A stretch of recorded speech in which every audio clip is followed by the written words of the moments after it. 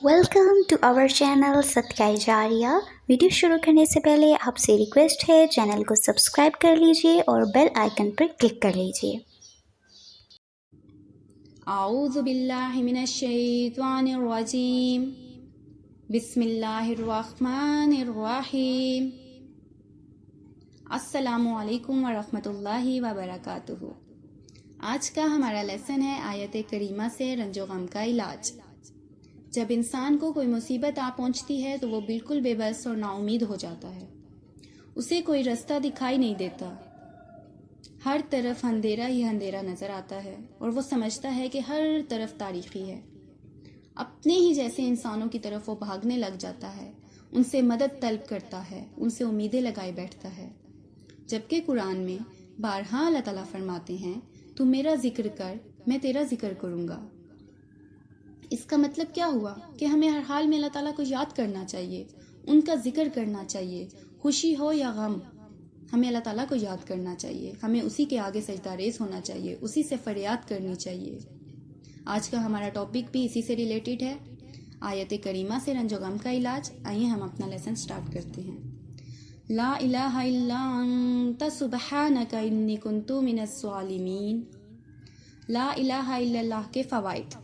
सच्चे दिल से ला इलाहा इल्लल्लाह पढ़ा जाए तो आसमान के दरवाजे खुल जाते हैं। ये अल्लाह की रहमत पाने का सबब भी है। नबी करीम सल्लल्लाहु अलैहि वसल्लम की शफात दिलाने वाला कलमा है। रसूलुल्लाह सल्लल्लाहु अलैहि वसल्लम ने फरमाया, क़यामत के दिन सबसे ज्यादा मेरी शफात उसे नसीब होगी जिसने ला इलाहा इल्लल्लाह खुलूसे दिल से कहा। ला इलाहा इल्लल्लाह मुसीबतों से निजात दिलाने वाला कलमा है। नबी करीम सल्लल्लाहु अलैहि वसल्लम ने फरमाया, जिसने ला इलाहा इल्लल्लाह कहा तो एक दिन ये कलमा उसे मुसीबतों से जरूर निजात दिलाएगा। इससे पहले जो हो चुका वो हो चुका। ये कलमा जन्नत में ले जाने वाला कलमा है। जो शख्स इस हाल में फौत हुआ कि वो जानता था कि अल्लाह के सिवा कोई इलाह नहीं, तो वो जन्नत में दाखिल होगा। ये कलमा आग से निजात दिलाने वाला कलमा है। एक हदीस के मुताबिक इस कलमे की वजह से इंसान को आग से निकाल लिया जाएगा। मरने वालों को इस कलमे की तलकीन करनी चाहिए। नबी करीम सल्लल्लाहु अलैहि वसल्लम ने फरमाया, अपने मरने वालों को ला इलाहा इल्लल्लाह की तलकीन किया करो, क्योंकि जो शख्स मरने से पहले ला इलाहा इल्लल्लाह पढ़ता है तो उसे कोई चीज जन्नत में जाने से नहीं रोक सकती। बेशक सुबहानका, सुबहानका तस्बीह है। सुबहानका तकदीर बदल देती है। अहले इल्म का कहना है, मैंने कुरान में तस्बीह को तलाश किया तो मैंने एक अजीब चीज पाई। मैंने पाया कि तस्बीह तकदीर को बदल देती है। जैसे कि यूनुस अलैहिस्सलाम के वाक़ये में अल्लाह ताला फरमाते हैं, बस अगर ये बात ना होती कि वो तस्बीह करने वालों में से था तो वो उसके पेट में उस दिन तक रहता जिस दिन लोग उठाए जाएंगे। मतलब इसका क्या हुआ कि अगर हजरत यूनुस अलैहिस्सलाम ये तस्बीह ना पढ़ते तो क़यामत तक मछली के पेट में रहते। इससे पता चलता है कि तस्बीह का मुकाम बहुत अजीम है, इतना पुरमस्सर और इस दर्जे तक पहुंचा हुआ है कि इसकी वजह से अल्लाह ताला ने तकदीर को तब्दील कर दिया। जैसे कि हजरत यूनुस अलैहिस्सलाम के इस वाक़ये से हम देखते हैं। परिंदों और पहाड़ों की तस्बीह। हजरत दाऊद अलैहिस्सलाम के साथ परिंदे और पहाड़ भी तस्बीह करते थे। कुरान के अल्फाज हैं, और हमने हजरत दाऊद अलैहिस्सलाम के साथ पहाड़ और परिंदे ताबा किए जो तस्बीह किया करते थे, और सब कुछ हम ही करने वाले थे। तमाम मखलूकात तस्बीह करती है। अल्लाह ताला फरमाते हैं, क्या तुमने नहीं देखा कि आसमान और जमीन के रहने वाले और परिंदे जो पर फैलाए उड़ते हैं सब अल्लाह की तस्बीह करते हैं। हर एक ने अपनी नमाज और तस्बीह समझ रखी है और अल्लाह जानता है जो कुछ वो करते हैं। बेशक अनबिया ने भी तस्बीह की और उसकी तलकीन की। जैसे कि हजरत ज़करिया अलैहिस्सलाम के बारे में आता है कि उन्होंने अपनी कौम को भी तस्बीह की तलकीन की। सूरत मरियम में आता है, फिर हुजरा से निकलकर अपनी कौम के पास आए और उन्हें इशारे से कहा कि तुम सुबह शाम खुदा की तस्बीह किया करो। हजरत मूसा अलैहिस्सलाम ने भी तस्बीह की। कुरान के अल्फाज हैं, और मेरे लिए मेरे कुंबे में एक मुआवन बना दे, हारून को जो मेरा भाई है उससे मेरी कमर मजबूत कर दे और उसे मेरे काम में शरीक कर दे, ताकि हम तेरी पाक ज़ात का बहुत बयान करें और तुझे बहुत याद करें। اہل جنت بھی اللہ تعالیٰ کی تسبیح کریں گے۔ سورۃ یونس میں ہے، اس جگہ ان کی دعا یہ ہوگی، اے اللہ تیری ذات پاک ہے، اور وہاں ان کا باہمی تحفہ سلام ہوگا، اور ان کی دعا کا خاتمہ اس پر ہوگا کہ سب تعریف اللہ ہی کے لیے ہے جو سارے جہاں کا پالنے والا ہے۔ فرشتے بھی اپنے رب کی تسبیح کرتے ہیں۔ قرآن کے الفاظ ہیں، قریب ہے کہ آسمان اوپر سے پھٹ جائیں، سب فرشتے اپنے رب کی حمد کے ساتھ تسبیح کرتے ہیں اور ان کے لیے جو زمین میں مغفرت مانگتے ہیں۔ خبردار، بے شک اللہ بخشنے والا نہایت رحم والا ہے۔ بے شک تسبیح کے فائدے۔ اللہ کے ہاں قربت اور فضیلت پانے کا آسان راستہ ہے۔ رسول اللہ صلی اللہ علیہ وآلہ وسلم نے فرمایا، تم لوگ اللہ کی عظمت کا جو ذکر کرتے ہو، یعنی تسبیح کے جو الفاظ کہتے ہو، وہ عرش کے ارد گرد چکر لگاتے ہیں، اور ان کلمات کی ایسی بنبناہٹ ہوتی ہے جیسے شہد کی مکھیوں کی۔ وہ کلمات اللہ کے ہاں اپنے ذکر کرنے والے کی یاد دلاتے رہتے ہیں۔ کیا تم میں سے کوئی یہ نہیں چاہتا کہ کوئی ایسا ہو جو اللہ کے ہاں ہمیشہ اس کی یاد دلاتا رہے؟ تو یہ چیز تسبیح سے ہی ہوتی ہے۔ دل کی گھٹن اور تنگی کا علاج بھی تسبیح میں ہے۔ قرآن پاک کے الفاظ ہیں، اور ہم جانتے ہیں کہ تیرا دل ان باتوں سے تنگ ہوتا ہے جو وہ کہتے ہیں، سو تو اپنے رب کی تسبیح حمد کے ساتھ کیے جا اور سجدہ کرنے والوں میں سے ہو، اور اپنے رب کی عبادت کرتے رہو یہاں تک کہ موت آ جائے۔ پریشانی، ڈر، خوف دور کرنے کا ذریعہ ہے۔ جو رات سے خوف کھائے کہ وہ اسے پریشان کرے گی، یا مال خرچ کرنے سے بخل کرے، یا دشمن سے مقابلہ کرنے سے ڈرے، تو اسے چاہیے کہ وہ اس قول کی کثرت کر دے، سبحان اللہ و بحمدہ، کیونکہ یہ اللہ کے نزدیک سونے کا پہاڑ اللہ کی راہ میں خرچ کرنے سے زیادہ محبوب ہے۔ تسبیح صدقہ بھی ہے۔ تم میں جو آدمی صبح کرتا ہے تو اس کے ہر جوڑ پر صدقہ لازم ہے، تو وہ ہر مرتبہ اگر سبحان اللہ کہتا ہے تو یہ بھی صدقہ ہے۔ ہر مرتبہ الحمدللہ، لا الہ الا اللہ، اللہ اکبر کہنا بھی صدقہ ہے۔ نیکی کا حکم دینا، برائی سے روکنا بھی صدقہ ہے۔ پس اس طرح انسان کے 360 جوڑوں کے صدقات انتہائی کم قیمت میں اسی کے ہاتھوں ادا ہو جاتے ہیں۔ بے شک سبحان اللہ کے ذریعے نیکیاں ملتی ہیں۔ حضرت سعد رضی اللہ عنہ کہتے ہیں کہ ہم رسول اللہ صلی اللہ علیہ وآلہ وسلم کے پاس گئے تو آپ نے فرمایا، کیا تم میں سے کوئی ہر دن 1000 نیکیاں کمانے سے عاجز ہے؟ تو آپ صلی اللہ علیہ وآلہ وسلم کے پاس جو لوگ بیٹھے ہوئے تھے ان میں سے کسی ایک نے پوچھا کہ ہم 1000 نیکیاں ایک دن میں کیسے کما سکتے ہیں اللہ کے رسول؟ تو آپ صلی اللہ علیہ وآلہ وسلم نے فرمایا، جو آدمی 100 مرتبہ سبحان اللہ پڑھتا ہے اس کے لیے 1000 نیکیاں لکھی جاتی ہیں۔ سبحان اللہ، اس کی 1000 خطائیں معاف کر دی جاتی ہیں۔ سبحان اللہ۔ پھر اس طرح آپ صلی اللہ علیہ وآلہ وسلم نے فرمایا کہ جو شخص سبحان اللہ و بحمدہ ایک دن میں 100 بار کہے اس کے گناہ معاف کر دیے جاتے ہیں، اگرچہ وہ سمندر کی جھاگ کے برابر ہی کیوں نہ ہوں۔ یہ صحیح مسلم کی روایت میں ہے۔ سبحان اللہ۔ زمین و آسمان کا بھر جانا۔ ایک بار تسبیح پڑھنے سے زمین و آسمان بھر جاتے ہیں۔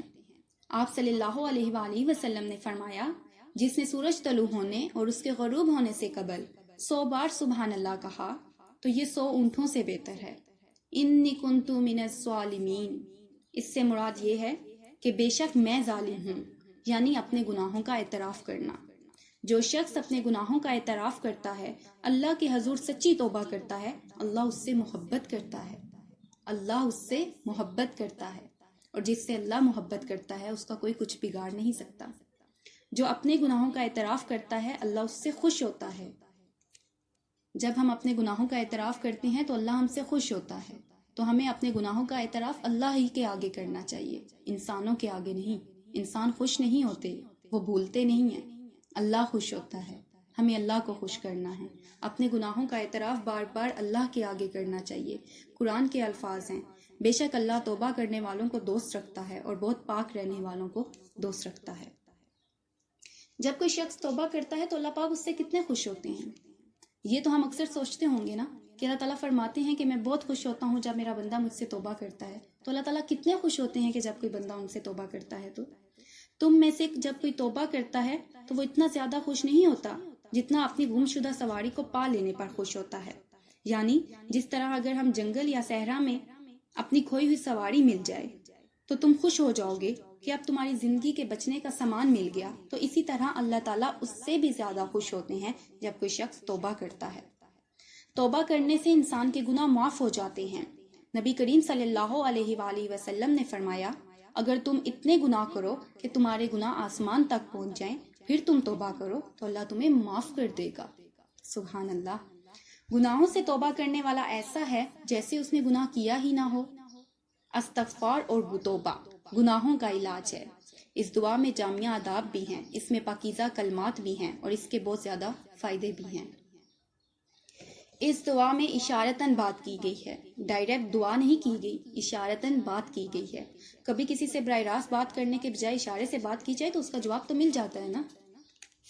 اللہ تعالیٰ سے کچھ مانگتے ہوئے دعا کے آداب اور اس کی قبولیت کے اسباب کو ملحوظ خاطر رکھنا چاہیے، اور وہ اس دعا میں جمع ہو گئے ہیں۔ یعنی بندہ دعا میں اپنی پریشانی، اپنے غموں اور مصیبتوں کے وقت اس دعا کو کثرت سے اختیار کر لے،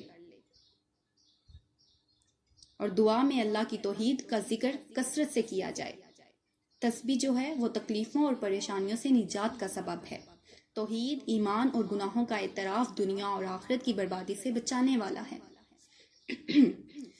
گناہ نعمتوں کے زوال اور عذاب کے حصول کا سبب ہے، یعنی نعمتوں کے زائل ہونے اور عذاب کے حاصل ہونے کا، مصیبتوں کے آنے کا سب سے بڑا ذریعہ انسان کے اپنے ہی گناہ ہوتے ہیں۔ اللہ جی سے حسن ظن رکھنا چاہیے۔ باوجود اس کے کہ حضرت یونس علیہ السلام نبی تھے، ان کا مقام بہت اونچا تھا، انہیں جیسے حالات پیش آئے اس میں اپنے آپ کو قصوروار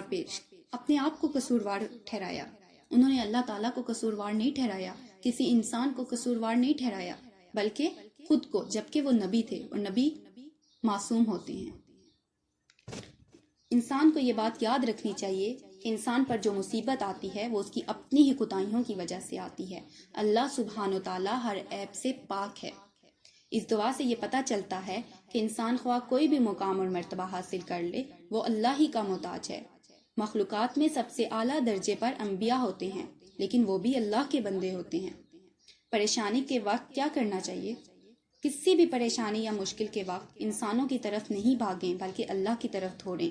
یہ دعا خاص طور پر غم دور کرنے کے لیے ہے۔ انسان کمزور پیدا کیا گیا ہے۔ پہلی بات تو یہ یاد رکھنی چاہیے کہ انسان کمزور ہے، اس کو تکبر تو زیب دیتا ہی نہیں کہ وہ جھوٹ موٹ کا بڑا بنتا رہے۔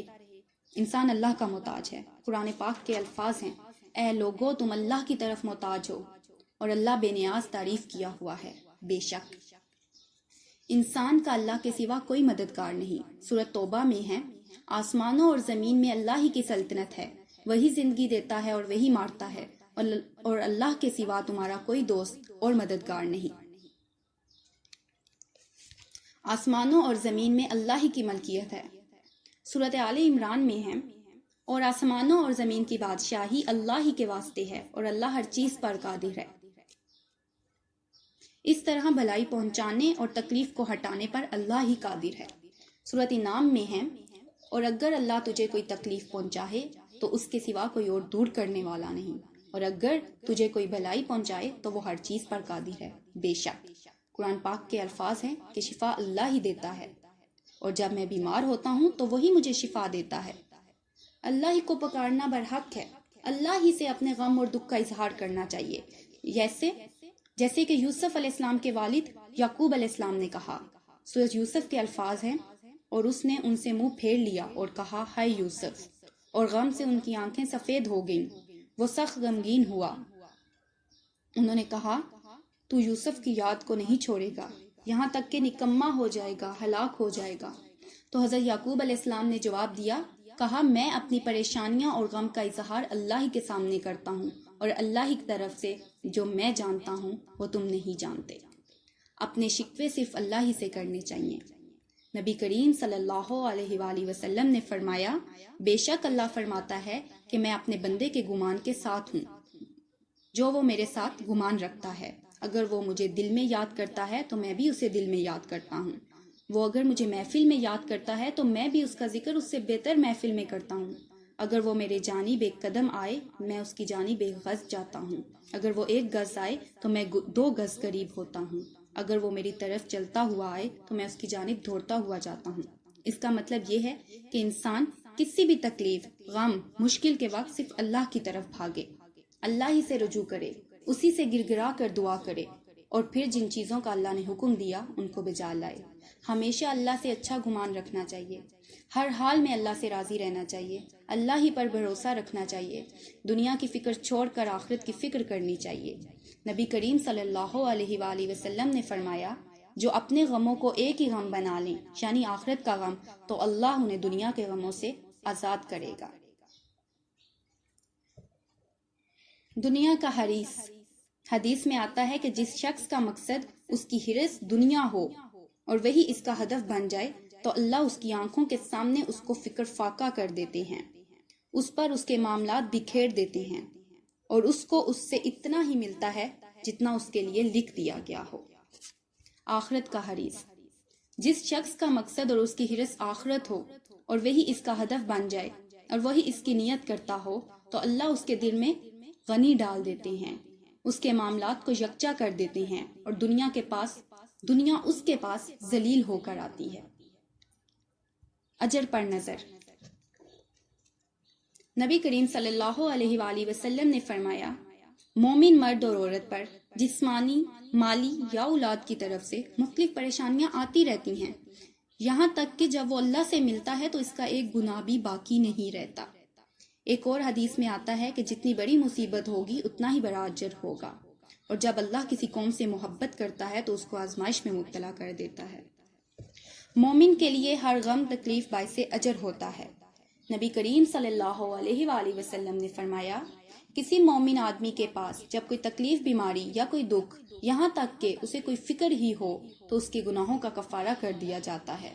آپ صلی اللہ علیہ وآلہ وسلم نے فرمایا کہ مسلمان کو جو بھی تکلیف پہنچتی ہے وہ اس کے گناہوں کا کفارہ ہو جاتی ہے، یہاں تک کہ اگر کوئی اسے چوٹ بھی لگتی ہے یا کانٹا بھی چبھتا ہے تو وہ اس کے گناہوں کا کفارہ ہو جاتا ہے۔ مثبت مشغولیت اپنائی جائے۔ رسول اللہ صلی اللہ علیہ وآلہ وسلم نے فرمایا، وہ لوگ اللہ کو زیادہ محبوب ہیں جو دوسرے لوگوں کے لیے زیادہ فائدہ مند ہوں۔ رسول اللہ صلی اللہ علیہ وآلہ وسلم نے فرمایا، وہ لوگ اللہ کو زیادہ محبوب ہیں جو دوسرے لوگوں کے لیے زیادہ فائدہ مند ہوں، اور اللہ کے نزدیک سب سے زیادہ پسندیدہ عمل یہ ہیں: کسی مسلمان کو خوش کرنا، اس سے اس کی تکلیف کو دور کرنا، اس کا قرض چکانا، اسے کھانا کھلانا، اور مجھے کسی بھائی کی ضرورت پوری کرنے کے لیے اس کے ساتھ چلنا مسجد میں 1 مہینہ اعتکاف کرنے سے زیادہ محبوب ہے، اور جس نے اپنے غصے پر قابو پا لیا اس کی خامیوں پر اللہ پردہ ڈالے گا۔ دوسروں کی پریشانیاں حل کرنے سے انسان کی اپنی پریشانیاں دور ہوتی ہیں۔ حدیث میں آتا ہے کہ جو اپنے بھائی کی مدد میں لگا رہتا ہے اللہ اس کی مدد میں لگ جاتا ہے۔ کثرت سے اللہ کا ذکر کرنا، اللہ کے ذکر سے دل کو سکون ملتا ہے، غم، فکریں، پریشانیاں دور ہو جاتی ہیں۔ اللہ کا ذکر زندگی دیتا ہے، ذکر سے قوت ملتی ہے۔ ذکر کے کچھ فائدے امام ابن قیم نے اپنی کتاب الواحل سیب میں کی ہیں۔ یہ شیطان کو بھگا دیتا ہے، یہ دل اور جسم کو طاقت بخشتا ہے، یہ رزق کھینچ لاتا ہے، دل اور جسم کو مروت کرتا ہے۔ اس سے کیا پتہ چلتا ہے؟ کہ اس سے یہ پتہ چلتا ہے کہ یہ پریشانیوں میں انسان کو اللہ ہی کی طرف رجوع کرنا چاہیے، اللہ ہی کے آگے سجدہ ریز ہونا چاہیے، اسی کا ذکر کثرت سے کرنا چاہیے، نماز سے مدد لینی چاہیے۔ نماز سے مدد لینے سے خوف اور غم دور ہو جاتے ہیں۔ نماز اللہ کے قریب ہونے کا بہترین ذریعہ ہے۔ غم اور پریشانی میں نماز کا سہارا لینا چاہیے۔ نمازوں کی حفاظت کرنے سے اللہ کی حفاظت ملتی ہے، خصوصاً فجر کی نماز کی حفاظت کرنے والا اللہ کی حفاظت میں ہوتا ہے۔ چاشت کی 4 رکعت دن بھر کے لیے کافی ہو جاتی ہیں۔ بڑی مصیبت کو یاد کرنا۔ جب آپ کو کوئی مصیبت آئے نا تو آپ کو یہ سوچنا چاہیے کہ اس سے بڑی بھی تو آ سکتی تھی، تو دل میں شکر پیدا ہوگا، اور جو شکر ادا کرتا ہے اللہ تعالیٰ اس کی نعمت کو محفوظ رکھتے ہیں اور اس کو اس سے بھی بہتر عطا کرتے ہیں۔ ہمیشہ اپنے سے نیچے والوں کو دیکھا جائے، انبیاء کے آزمائشوں اور تکلیفوں کے بارے میں جانا جائے تاکہ ہمیں اپنی تکلیف اتنی زیادہ نہ لگے۔ پریشانی کی دعا، آیت کریمہ، اس کا کثرت سے ذکر کرنا چاہیے۔ حضرت انس بن مالک کہتے ہیں کہ نبی کریم صلی اللہ علیہ وآلہ وسلم کو جب کوئی انتہائی پریشان کن معاملہ آتا تو آپ فرماتے، یا حیّ یا قیوم برحمتک استغیث، پریشانی کے وقت جو کام کثرت سے کرنے چاہیے، یونس کی دعا کو کثرت سے پڑھنا چاہیے، مشکلات میں اللہ کی طرف رجوع کرنا چاہیے، سچے دل سے رجوع کرنا اور اللہ ہی سے دعا کرنی چاہیے، اپنی غلطیوں اور گناہوں کا اعتراف کرتے رہیں، خلوص دل سے توبہ کریں، اللہ سے اچھے کی امید رکھیں۔ اللہ ہم سب کے غم، دکھ، پریشانیاں اور مشکلات دور فرمائیں، آمین۔ گفتگو کے دوران اگر مجھ سے کہیں کوئی غلطی خطائی ہوگی ہو تو میں معافی کی طلبگار ہوں۔ اللہ تعالیٰ ہم سب کو اپنے ذکر کرنے والوں میں شامل کریں۔